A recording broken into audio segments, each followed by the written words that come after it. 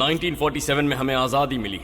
हमें ब्रिटिश लूट रहे थे, इसीलिए उनसे लड़कर हमने उन्हें देश से भगाया। लेकिन उन्होंने अपने लिए रोड्स बनाए, रेलवेज बनाए, बिल्डिंग्स बनाई, डैम्स बनाए। लेकिन आजादी मिलने के बाद उनसे 1000 गुना ज्यादा अपने ही लोगों ने अपने देश को लूटा है, अपने देश को लूटा है, अपने देश को लूटा है, अपने देश को लूटा है। और इसीलिए दोस्तों अमीर और अमीर होते जा रहे हैं और गरीब होते जा रहे हैं। हमारे भारत देश को हमेशा से लूटा जाता रहा है। पहले विदेशी आक्रमणकारियों ने लूटा और अब अपने ही लूट रहे हैं। वैसे हमारे देश में आज तक बहुत से घोटाले हुए, लेकिन आज हम उनमें से 5 बड़े घोटालों के बारे में बात करेंगे जिसने भारतीय संपत्ति को सबसे ज़्यादा हानि पहुंचाई। हमारे देश का 5वां सबसे बड़ा घोटाला सहारा कंपनी ने किया, जिसने लोगों के मेहनत के 24,000 करोड़ रुपए ही गायब कर दिए।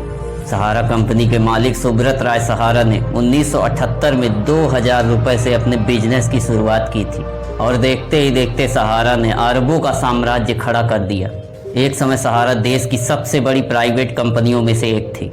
इसने लोगों में इतना विश्वास जमा लिया कि लोग आंख मूंद कर इस पर अपना पैसा निवेश कर देते थे। 2014 में सुप्रीम कोर्ट ने सुब्रत राय को 24,400 करोड़ रुपए निवेशकों को लौटाने को कहा था।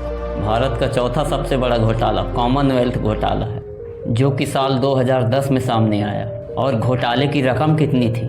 10 नहीं, 20 नहीं, 30 नहीं, पूरे 70,000 करोड़। भारत में पहली बार आयोजित हुए कॉमनवेल्थ खेलों के लिए सरकार ने एक बड़ा बजट जारी किया।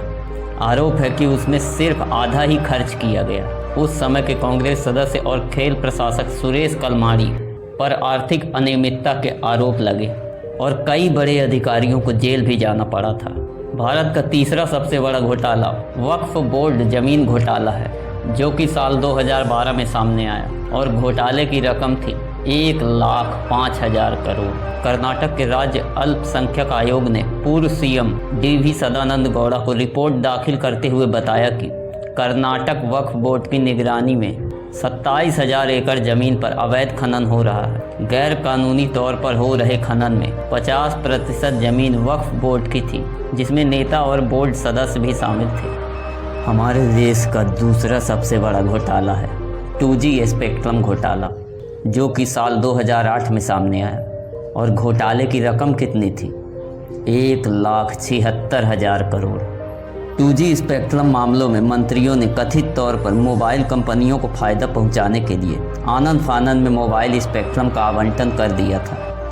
इससे देश के राजस्व को करीब 1,76,000 करोड़ रुपए का नुकसान हुआ। पूर्व दूरसंचार मंत्री ए राजा और दयानिधि मारन पर कार्रवाई शुरू हुई और बड़ी कंपनियों के पदाधिकारियों को जेल की हवा भी खानी पड़ी थी। और पहले नंबर पर आता है कोयला घोटाला, जो कि साल 2012 में सामने आया और ये भारत का आज तक का सबसे बड़ा घोटाला है।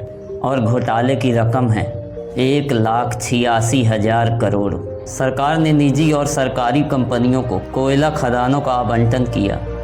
इस पर सामने आई कैग रिपोर्ट ने खुलासा किया कि गलत तरीके से कोयला आवंटित की गई है। इन खदानों से देश को करीब 1,86,000 करोड़ रुपए का नुकसान हुआ। सितंबर 2014 में सुप्रीम कोर्ट ने 218 में से 214 खदानों के आवंटनों को रद्द कर दिया था। दोस्तों, हमारे देश में अनगिनत घोटाले हुए और इन घोटाले करने वालों पर कानूनी कार्रवाई भी हुई, लेकिन लाखों करोड़ों रुपयों का जो घोटाला हुआ है उनका कुछ अता पता नहीं है। घोटाले हुए, सामने आए, लेकिन घोटाले की रकम कहाँ है और क्यों नहीं इन घोटाले करने वालों से ही पूरे रकम की वसूली की जा रही।